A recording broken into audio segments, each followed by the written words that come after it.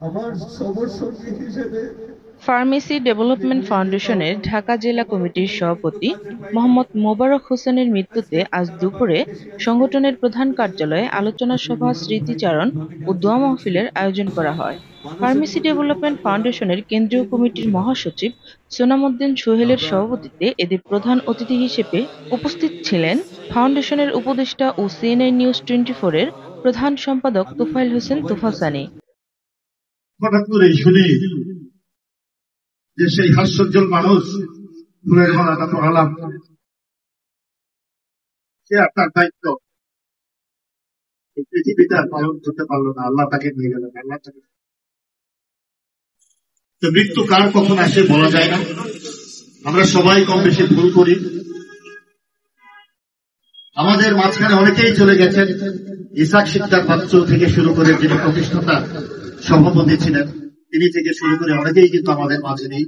আজকে আমরা আরেকটি নক্ষত্র হারালাম, মোবারক ভাই, যার চিন্তা চেতনা ছিল সুরিপুর।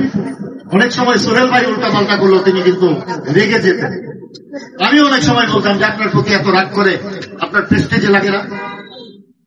কিন্তু তার যে চিন্তা চেতনা, তার যে রাগ করার যে কারণটা, সেটা তো ভালো ছিল।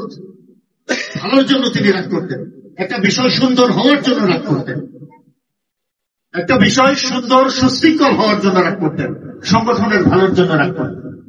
যে রাগটা ছিল এই সংগঠনের আশীর্বাদ স্বরূপ। তো মোবারক ভাইয়ের মতো একজন নক্ষত্র এখান থেকে হারিয়ে গেল। আমরা প্রতিটি মানুষই কিন্তু একদিন আমরা এই পৃথিবীতে থাকবো না, আমরা হারিয়ে যাব, এটাই চিরন্তন সত্য। মোবারক ভাই থেকে শুরু করে তার আগে যারাই আমাদের এই সংগঠনের মৃত্যুবরণ করেছেন, ইন্তেকাল করেছেন, এই পৃথিবীর যত মানুষ ইন্তেকাল করেছেন, আমাদের আত্মীয় স্বজন যারা ইন্তেকাল করেছেন, সকলের ভুল ত্রুটি যাতে আল্লাহ ক্ষমা করেন। আমাদের সাথে কেউ কোনো ভুল ত্রুটি করলে আমরাও যাতে ক্ষমা সুন্দর দৃষ্টিতে দেখি। সভায় অন্যান্যদের মধ্যে বক্তব্য রাখেন ফাউন্ডেশনের কেন্দ্রীয় যুগ্ম সাধারণ সম্পাদক আব্দুল বারেক, ঢাকা জেলার সভাপতি রুস্তম আলী, মানবাধিকার কর্মী ও সাংবাদিক আনোয়ার হোসেন, পল্লী চিকিৎসক মোখলেসুর রহমান সহ প্রমুখ।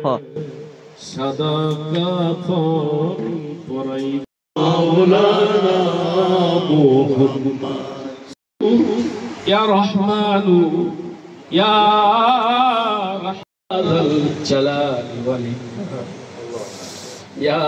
জহিরুল ইসলামের সঞ্চালনায় আলোচনা, স্মৃতিচারণ ও কোরআন তেলাওয়াতের পর দোয়া মাহফিল পরিচালনা করেন সংগঠনের কেন্দ্রীয় কমিটির সহ-সভাপতি মাওলানা নুরুল আমিন। উল্লেখ্য, গত ৯ এপ্রিল ব্রেইন স্ট্রোকে এই পৃথিবীর মায়া ত্যাগ করেন মোহাম্মদ মোবারক হোসেন। ব্যক্তিগত জীবনে তিনি পল্লী চিকিৎসক ও দক্ষ একজন সংগঠক ছিলেন।